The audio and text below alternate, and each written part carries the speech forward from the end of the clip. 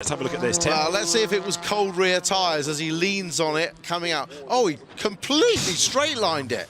Completely straight-lined it. Comes out the other side. Very strange. So if we look at it, he's very far to the right. He's not actually on the racing line. He's on the dirty part of the track. As he came into shot, you could see the car landing, so a bit like Parfit. He's been over the curb, hasn't he? And he's therefore got it wrong at the first part, which has compromised the run all the way through. Carl's going through the technical checks here, ride height and weight, ride height check and the weight check at pit in. Now this is Morgan again, this is the bit we haven't yet seen, so he's wrong coming towards the chicane and clouts the curb, that unsettles him, and yes, it's a big heavy landing there. Yeah, the launch was actually off that first curb, wasn't it? It just threw him, and the car was already bouncing before it hit the second curb, which meant he just didn't have enough tyre on the tarmac to grip and turn. He was literally spending too much time in the air. That was Jack Goff way off. And it just shows if you get that chicane fractionally wrong, it just throws you off the track. The difference between hero and zero is a very fine margin. And then behind him, Josh Cook also having his moment. So there, Jake Hill down towards the chicane, down towards the hairpin. He was good in the first sector, down in the middle. So Jake Hill, having lost ground within the middle part of the lap, might still be able to string it together. We're running out of time, though, for people to improve now. Dan Rowbottom is down to 20th, Sam Osborne 19th, improving in Sector 1, Sam Smelt 21st, so improvements are still able to be found. Jake Hill goes by, but the lap time was not an improvement. No, in fairness, Jake Hill's done a fantastic job. He is the highest of the heavily ballasted cars. With 48 kilos on, he's in 4th place. That's a very good effort by Jake Hill. Jason Plato there trying to find clear track space as Ollie Jackson comes down towards the hairpin.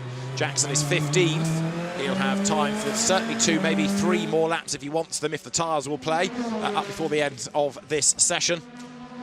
Lights are on, he's going for a quick lap. He did a wide entry to the first or the last corner of the hairpin to give himself a better slingshot up the hill. Has he nailed this first sector? We'll find out as they come out of McIntyre's. That's where you get the first report of how quickly the guy's going. Dan Lloyd improved last time, incidentally, up to 11th. And as Ollie Jackson rattles it over the curb, he is down within the first sector. Rowbottom has fought back up to 19th. He's gained 1 more place back on the grid. And we've got a minute and a half, just under now, still to go. Yeah, Senna Proctor's called it quits. He's in the pit lane. He's done everything he can do. There's no purples coming up at the moment. So Colin Turkington looking as though pole 24 goes his way. As to the pit lane comes Ollie Jackson and also Sam Osborne. So 1 or 2 stay out, but I think the tyres have done their best really now. Tom Chilton comes towards us, he is 15th. There is Rowbottom, 19th. And what about this lap? Down in Sector 1, down in Sector 2. So he's got 1 more chance, hasn't he?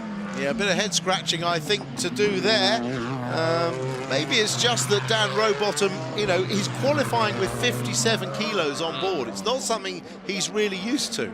And finding that sweet spot with the weight on board on the new tyres is an acquired skill.